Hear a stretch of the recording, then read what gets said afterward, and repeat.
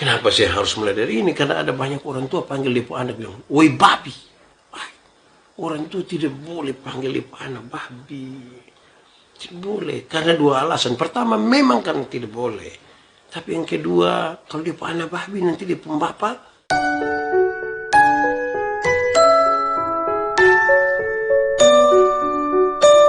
Kejadian pasal 17 ayat 1 sampai ayat yang ke-8 saya akan membacakan buat kita semua. Ketika Abram berumur 99 tahun, maka Tuhan menampakkan diri kepada Abram dan berfirman kepadanya, Akulah Allah yang Maha Kuasa, hiduplah di hadapanku dengan tidak bercela. Aku akan mengadakan perjanjian antara aku dan engkau, dan aku akan membuat engkau sangat banyak. Lalu sujudlah Abram, dan Allah berfirman kepadanya, Dari pihakku inilah perjanjianku dengan engkau. Engkau akan menjadi bapa sejumlah besar bangsa. Karena itu namamu bukan lagi Abram, melainkan Abraham. Karena engkau telah dikutetapkan menjadi bapa sejumlah besar bangsa. Aku akan membuat engkau beranak cucu sangat banyak. Engkau akan kubuat menjadi bangsa-bangsa, dan daripadamu akan berasal raja-raja. Aku akan mengadakan perjanjian antara aku dan engkau serta keturunanmu turun-temurun, menjadi perjanjian yang kekal, supaya aku menjadi Allahmu dan Allah keturunanmu. Kepadamu dan kepada keturunanmu akan kuberikan negeri ini yang kau diami sebagai orang asing, yakni seluruh tanah Kanaan akan kuberikan menjadi milikmu untuk selama-lamanya, dan aku akan menjadi Allah mereka. Demikian firman Tuhan.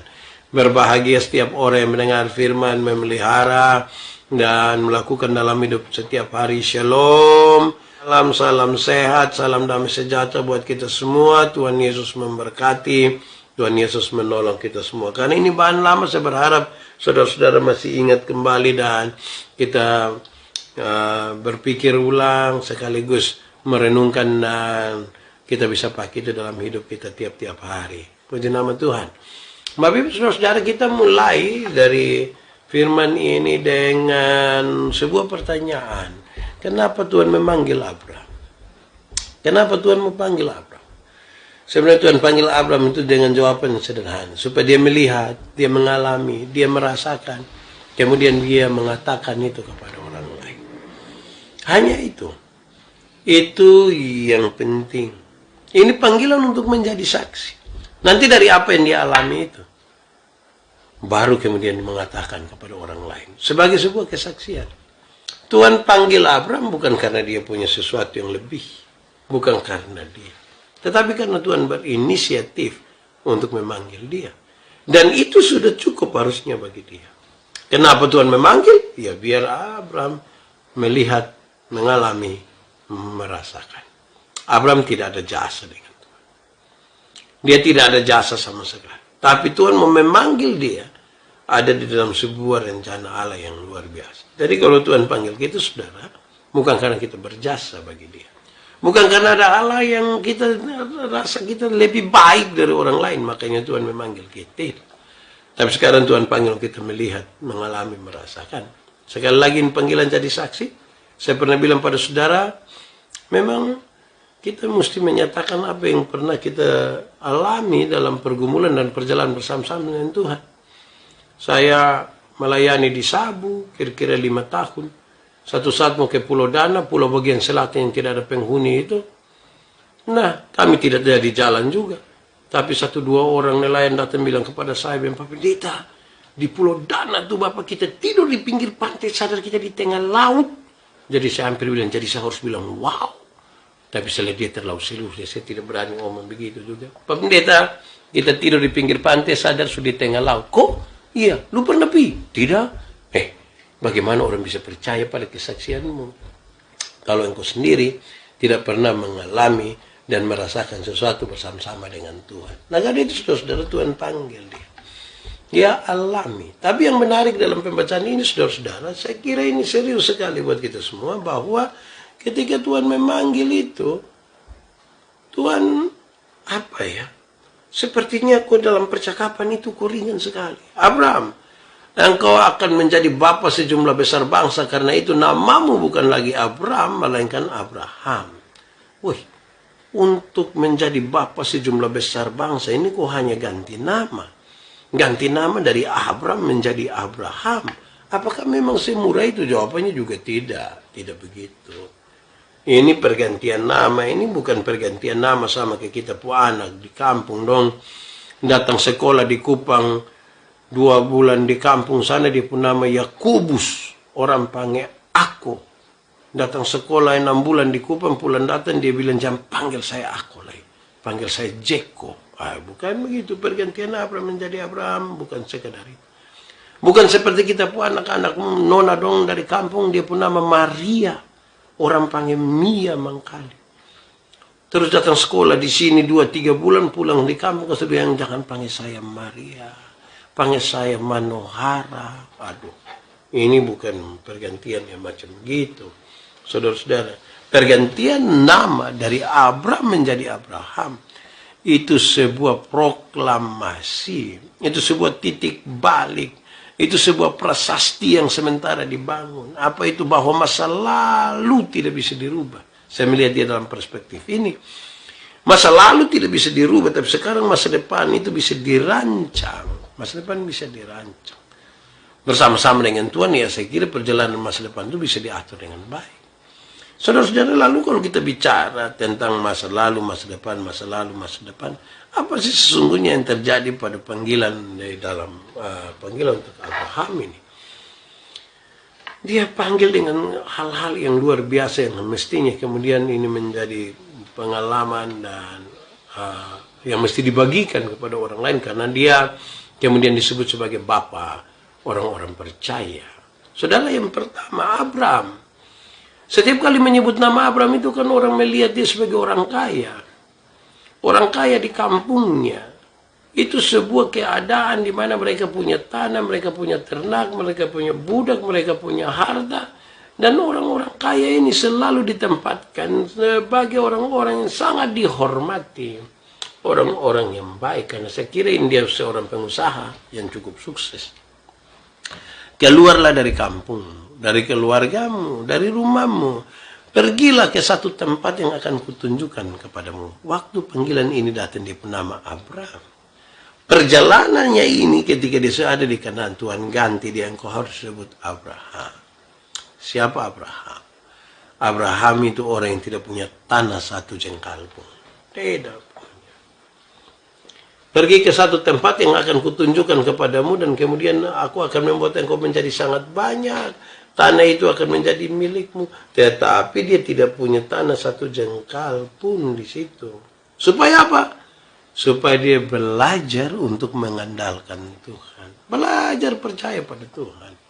Saya kira orang-orang yang merantau orang ini yang paling banyak tahu pengalaman yang macam begini. Kadang-kadang kita di kampung itu kita rasa kita paling geng sudah. Kita rasa kita tidak bisa dilawan oleh siapapun. Kita rasa kalau kita di kampung itu tidak ada orang yang bisa lawan kita. Beberapa orang akan sombong sekali ketika ada di kampung. Tapi coba mulai datang sekolah di kota. Woi, itu jago hilang. Kita baru mau tidur, anak-anak mabuk datang pukul pintu kos, bang, kasih 5.000. Itu kita jago hilang memang. Nanti waktu kita pulang di kampung sana, anak kecil mau tahan kita hanya kasih tahu, adik, kakak sudah lewat ini semua, kakak sudah lewat, jangan coba-coba baancam, kakak sudah lewat ini. Jadi pergi ke satu tempat yang akan Tuhan tunjukkan kepadamu, namamu bukan lagi Abraham, tapi namamu Abraham. Supaya ketika engkau ada sebagai bapa sejumlah orang percaya, bukan karena engkau punya kekayaan yang banyak, bukan. Karena Tuhan sudah memanggil engkau untuk melihat. Dan sekarang ketika dalam pergumulan dengan Tuhan itu, engkau memberitakan itu, menyatakan itu kepada orang lain. Seringkali saudara, kita ini dalam pemilihan majelis gereja, penatua diaken pengajar, pekerja-pekerja gereja, kadang-kadang kita punya alasan yang justru tidak merujuk kepada Abraham, tetapi justru merujuk kepada Abraham. Saya baru bilang, pilih dia. Pilih dia tadi yang ada oto, jadi pilih dia supaya kalau ada kegiatan apa-apa kita tinggal pakai depo oto. Saudara bisa bayangkan kalau hal-hal itu yang terjadi dalam kita pun proses untuk melayani. Wah, bisa masalah itu. Kadang-kadang ketika kita memilih orang untuk melayani, memilih karena dia sekolah tinggi. Saya selalu mengatakan, Tuhan tidak cari orang pintar, Tuhan tidak cari orang mampu, Tuhan mencari orang yang mau cukup. Kalau dia mau dan sekaligus dia pintar itu luar biasa. Tapi yang penting dia mau. Karena ada banyak orang mampu tetapi belum tentu mau. Ini panggilan yang baik. Tidak menuju lagi kepada masa depan, masa lalu, tetapi sekarang dia menuju kepada masa depan. Masa lalu Abraham itu kan masa lalu di mana dia tengah bersama-sama dengan keluarga tanpa ketakutan karena mereka keluarga besar, mereka keluarga berada. Siapa berani pikas takut dong di tempat. Tetapi ketika dia keluar pergi tempat yang baru, di sana sini dia tidak kenal siapapun. Nah, dia akan belajar sesuatu untuk mengandalkan Tuhan di sana. Saudara-saudara, kadang-kadang kita ini jarang mengandalkan Tuhan. Ketika kita dalam kondisi yang baik-baik saja di tengah-tengah keluarga. Ketika kita dalam kondisi yang enak-enak, kita rasa Tuhan tidak penting dalam hidup. Coba keluarlah. Yang kedua, saudara-saudara, Abraham. Setiap kali menyebut nama Abraham, orang sangat tahu. Abraham itu adalah suami yang tidak setia. Tidak setia. Menunggu beberapa belas tahun. 10 tahun, 20 tahun. Anak yang dijanjikan itu belum datang-datang. Ya, dia bilang, dia dengar apa yang diusulkan oleh istrinya. Ini yang aneh, saudara. Sebenarnya dalam tradisi mereka, laki-laki itu tidak bisa diatur oleh perempuan. Tapi dalam kisah Abraham itu menarik. Istrinya bilang kepada dia, Papa, kalau kita dramatisir itu kan kira-kira dia bilang begini, dan duduk makan atau minum sama-sama, terus istrinya bilang begini, Bapak kan mau dapat keturunan, nah saya sudah tua begini nih. Lebih Bapak tidur dan kita pun pembantu saya bayangkan Abraham pasti duduk kok korek-korek di pukuku dong begini, mau dia bilang, kalau mama rasa itu baik, nah Bapak ikut wih ini bab tua pu enak leh. Dia rasa dia paling aman sudah di situ. Nah, ini Abraham. Sekarang dia akan menjadi Abraham. Suami yang menunjukkan kesetiaannya bahkan ketika istrinya harus hamil di usia tua. Saudara, mari membayangkan satu orang yang sudah lanjut usia dan kemudian hamil. Pasti kurus, tinggi, rambut panjang, tapi tidak ada lah di atas, rontok-rontok, rambut putih lah, gigi tidak ada, keriput, seluruhnya berperut buncit lah ini. Ini penampilan kita mau poles ke mana juga susah itu. Tetapi sekarang dia menunjukkan dia punya tanggung jawab sebagai seorang suami. Masa lalu tidak bisa dirubah. Orang boleh bicara dia suami yang tidak setia. Tapi sekarang menuju masa depan ini, dia menunjukkan kesetiaan kepada istrinya. Bahkan ketika istrinya hamil tua. Yang ketiga, saudara-saudara, Abraham. Setiap kali menyebut nama Abraham itu kan orang tahu. Abraham itu bapak yang tidak bertanggung jawab. Bapak yang tidak bertanggung jawab. Waktu itu kan Ismail tidak pernah minta dilahirkan. Ismail itu tidak minta lagi dilahirkan. Dia ada sekarang.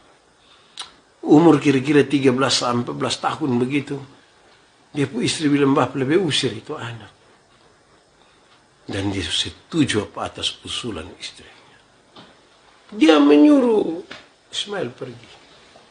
Saudara-saudara, saya bayangkan Bapak tidak setia betul. Bapak tidak bertanggung jawab. Sekarang dia menjadi Bapak yang bertanggung jawab. Yang dalam tanggung jawab itu bahkan dia membawa dia punya anak sampai ke altar untuk dipersembahkan kepada Tuhan. Walaupun dengan satu kalimat terakhir yang luar biasa, Tuhan yang menyediakan. Tapi ada sebuah dinamika serius sebagai seorang bapak yang bertanggung jawab ketika Tuhan meminta anaknya. Dan sekarang anak yang dia menanti puluhan tahun itu dia mau bawa sendiri di hadapan Tuhan. Saya bisa membayangkan hati yang hancur. Saudara-saudara, ini sebuah catatan yang serius. Kadang-kadang kita ini orang tua tidak terlalu perhatikan anak-anak. Nanti kalau anak-anak mulai jadi pejabat, sukses, punya kemewahan, baru kita mulai kasih tahu soal kita pun jasa-jasa kepada itu anak-anak. Wah, itu bahaya.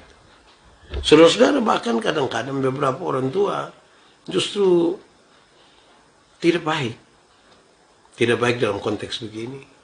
Ada satu waktu, 1-2 orang tanya, Pak Pendeta, anak dong kita mau bikin dongkar mana ini? Saya bilang, maksud, anak dong ini pukul, sudah marah, sudah ikat, sudah injak, sudah, tapi dong tetap begini. Tidak tahu dong ikut siapa. Saya bilang, ya pasti ikut di pembapa, atau ikut di pemama, toh. Tidak mungkin ikut saya. Pasti ikut salah satu. Tapi sih kesedon orang. Alkitab mengisyaratkan. Supaya anak-anakmu jadi baik, lakukanlah 3 hal ini. Supaya anak-anakmu jadi baik, lakukanlah 3 hal ini. 1, panggillah mereka dengan nama yang baik. Panggil mereka dengan nama yang baik, nanti dong jadi baik. Panggil dia bilang, Yanti, Jenny, Tinus. Kalau dia orang rote tambah Bui. Kalau dia Sabu tambah Ina, Ama. Kalau dia Sumba tambah Umbu, Rambu. Panggil dong dengan nama yang baik. Nanti dong jadi orang yang baik. Kenapa saya harus mulai dari ini? Karena ada banyak orang tua panggil lipu anak bilang, woi babi. Orang tua tidak boleh panggil lipu anak babi. Tidak boleh. Karena 2 alasan. Pertama, memang karena tidak boleh. Tapi yang kedua, kalau dia anak babi nanti dia pembapa, saudara yang jawab, karena itu jangan panggil begitu. Di rumah ada yang suka panggil begitu kok. Lebih sudah bertobat sudah. Berhenti kok jangan panggil itu anak don nama-nama binatang, nama tidak usah. Panggil mereka dengan nama yang baik, nanti mereka akan jadi baik. Kedua, berikanlah mereka makanan yang baik. Makanan yang baik itu bukan soal 4 sehat 5 sempurna. Makanan yang baik itu bukan soal nasi basi atau tidak. Makanan yang baik itu adalah uang hasil judi jangan kasih makan istri anak. Uang hasil korupsi jangan. Uang hasil tipu, hasil kupon putih jangan. Nanti tidak jadi darah daging. Cukupkan dirimu dengan apa yang ada padamu. Berbahagialah engkau dan baiklah keadaan. Jadi tolong kasih makan anak yang baik. Jangan kita menghalalkan segala cara. Saya bayangkan saudara-saudara kadang-kadang kita ini yang penting asal dapat saya begitu. Tidak peduli dengan berbagai hal yang mestinya kita gumuli itu di dalam kehendak dan kuasa Tuhan. Sudah kedua itu. Panggil mereka dengan nama yang baik, berikan kepada mereka makanan yang baik. Tapi yang ketiga ini menarik. Berikanlah kepada mereka ajaran yang baik. Ajaran yang baik ini tertulis dalam Alkitab. Ajaran yang baik itu anak-anak itu kan pelajar cepat. Mereka hanya akan mengulang apa yang mereka dengar dan melakukan apa yang mereka lihat. Jadi kalau seorang bapak biasa tampeleng dia punya istri, kita melahirkan satu anak laki-laki yang anggap remeh perempuan. Kalau dia punya mama suka maki-maki, kita melahirkan seorang anak perempuan yang takut lihat laki-laki dan dia cerewet sekali hanya kerja maki-maki. Dan kita tidak merindukan generasi kita kan seperti itu.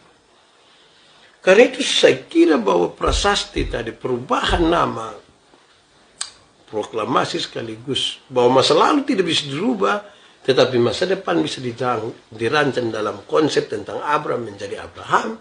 Maka biarlah mereka yang tadinya tidak setia, ini bapak tidak setia, kasih buang ini anak, ini usir buang ini anak. Sekarang dia menjadi bapak yang setia. Bahkan membawa anaknya sampai ke altar untuk dipersembahkan. Saya kira itu sesuatu yang serius. Keempat, saudara, saya kira ini yang terakhir. Abraham itu berani keluar karena ada janji. Berani jalan karena ada janji. Pergilah ke satu tempat yang akan kutunjukkan kepadamu. Dia berani keluar tuh kan ada janji Tuhan itu. Kalau tidak ada janji, dia tidak jalan. Dalam perjalanannya, seperti apa yang kita baca. Sekarang dia berani berjanji untuk jalan. Jalan karena ada janji. Dengan berjanji untuk jalan itu 2 hal yang beda. Berjanji untuk jalan karena ada janji itu dia tanya siapa di sana. Untuk apa? Dapat apa? Kalau dia rasa itu tidak menguntungkan dia, tidak ada efek ke dia, dia tidak pergi. Tapi berjanji untuk jalan, itu sebuah komitmen. Apapun terjadi, kan kita sudah berjanji sekarang kita mau jalan. Nah kadang-kadang kalau kita berjanji hanya jalan karena ada janji, kan kita menghitung-hitung apa yang bisa kita dapat, apa yang bisa kita siasati untuk kepentingan diri sendiri. Nah Abraham menjadi Abraham, sebuah perubahan dari berjanji, berjalan karena ada janji, dan berjanji untuk jalan. Ini penting karena dalam perjalanan dia akan berjumpa dengan 1-2 pergumulan yang serius. Bukan saja hal-hal yang menyangkut dengan tempat, tetapi juga berkaitan dengan tanggung jawab dia. Engkau menjadi bapa, tapi daripadamu akan bangkit raja-raja. Dia dipanggil duluan, tapi dia hanya dipanggil untuk menjadi bapa saja. Yang jadi raja nanti orang lain. Itu butuh keluasan hati. Dia butuh kebesaran hati yang sungguh. Karena dia dipanggil duluan, tapi hanya untuk menjadi seorang bapa. Ini panggilan untuk menjadi berkat ini. Panggilan untuk menjadi berkat ya. Merendahkan diri. Kau cukup jadi bapa saja, orang lain yang jadi raja. Panggilan untuk merendahkan diri. Sekaligus ini panggilan yang kedua untuk menjadi berkat daripadamu yang akan bangkit banyak raja. Engkau bapa saja walaupun dipanggil duluan, engkau rendah. Yang akan menjadi raja, yang akan memimpin itu orang lain. Harus hati yang sangat luas untuk merendahkan diri. Panggilan untuk menjadi berkat ini kan dia sadar benar bahwa hidup ini mesti jadi berkat. Kenapa? Bila tak berdaya lagi, waktu dilihat, ini orang sudah jadi berkat.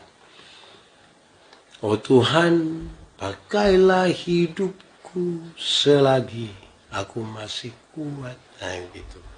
Bila saatnya nanti ku tak berdaya lagi, berarti kita menuju tidak berdaya. Mungkin karena sakit, mungkin karena kecelakaan, mungkin karena berbagai-bagai hal yang membuat kita sudah tidak berdaya. Tapi waktu diperiksa, ini orang sudah diberkat. Jangan dari berdaya sampai tidak berdaya ini hanya jadi beban, tidak pernah jadi berkat. Nanti saat dia bermuncul, beban sudah datang. Nah ini bahaya nih. Di NTT ini lagi ini musim orang nikah ini kan, pandemi bikin kok. Ini nikah dan tahan-tahan orang menjaga jarak terus ini. Sekarang sudah bisa nikah ini kita kumpul keluarga, tak putar dunia. Apalagi kalau jadi bab saksi, mam saksi itu mantap. Tapi itu semua bukan untuk apa-apa. Tapi ini satu kesempatan di mana ketika kita mau bersama-sama, apalagi di dalam Tuhan, memang menjadi berkat itu penting. Panggilan untuk membuat orang lain itu sukses, membuat orang lain berhasil, tetapi dalam kerendahan hati yang luar biasa. Saya kira ini sebuah refleksi yang baik bagi kita semua. Semoga ini kemudian tertanam dalam hati dan hidup kita. Masa lalu tidak bisa dirubah, tapi sekarang masa depan mau dirancang bersama Tuhan. Mestinya itu tiap-tiap hari terngiang di telinga kita dan kita ingin mengatakan, ya Tuhan terima kasih untuk firman hari ini. Menolong kita untuk melihat siapa kita. Jangan sampai kita masih Abraham, belum Abraham. Tuhan memberkati kita. Semoga saudara-saudara diberkati.